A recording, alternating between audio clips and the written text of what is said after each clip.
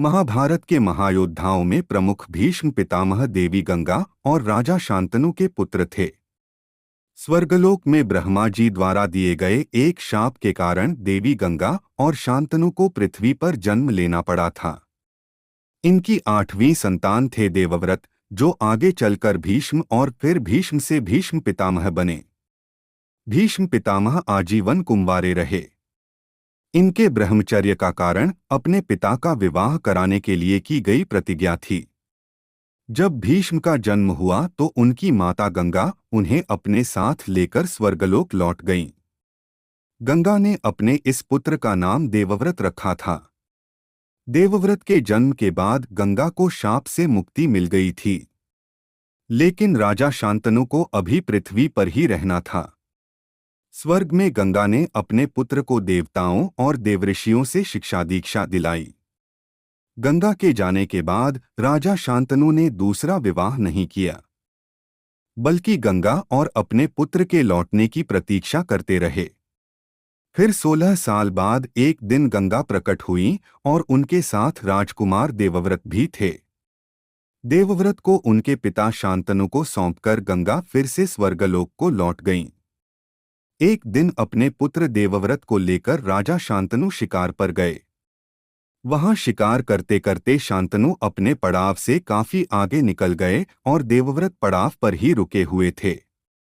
शांतनु ने रास्ते में एक जगह यमुना किनारे नाव के साथ एक अत्यंत सुंदर स्त्री को देखा, जिस देखकर वह मंत्रमुग्ध हो गए। उस स्त्री का नाम सत्यवती था, जो स्वर्ग की अप्सरा थीं, लेकिन एक शाप के कारण पृथ्वी पर जन्मी थी। राजा शांतनु ने सत्यवती के सामने विवाह प्रस्ताव रखा तो उन्होंने शांतनु से कहा कि विवाह के संबंध में आप मेरे पिता से बात करिए। राजा शांतनु अपने और सत्यवती के विवाह का प्रस्ताव लेकर उनके घर उनके पिता से मिलने पहुंचे।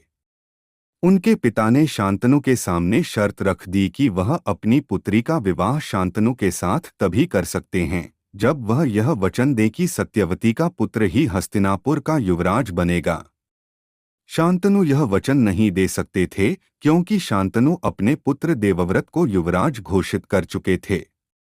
जब शांतनु इस शर्त को मानने के लिए तैयार नहीं हुए तो सत्यवती के पिता ने इस विवाह से इनकार कर दिया।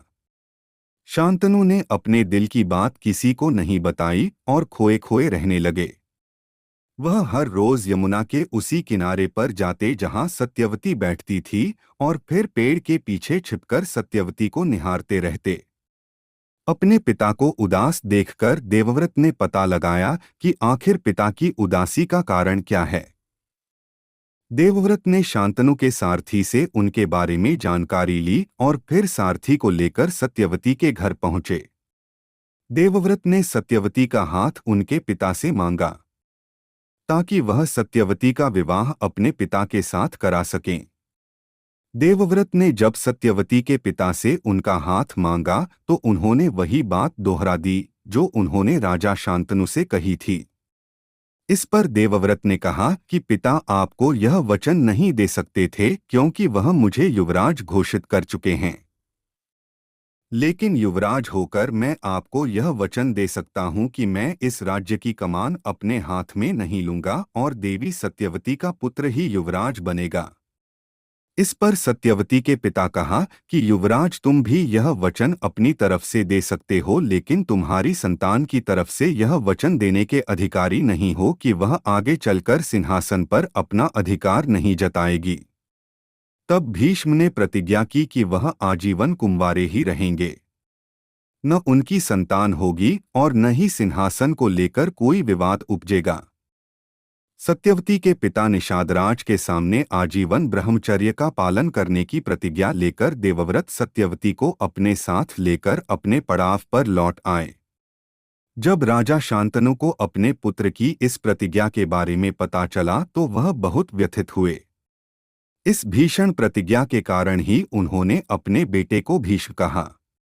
फिर सत्यवती और शांतनु अपने पुत्र देवव्रत को भीष्म कहकर ही पुकारने लगे।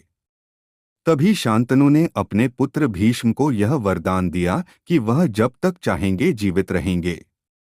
उन पर मृत्यु का कोई वश नहीं होगा और वह अपनी इच्छा से ही मृत्यु को प्राप्त होंगे। इस तरह गंगा और शांतनु के पुत्र देवव्रत से भीष्म कहलाए। पिता से प्राप्त वरदान के कारण भीष्म को महाभारत के महायुद्ध में बाणों की शया पर लेटना पड़ा और पौत्र के हाथों वीरगति प्राप्त हुई।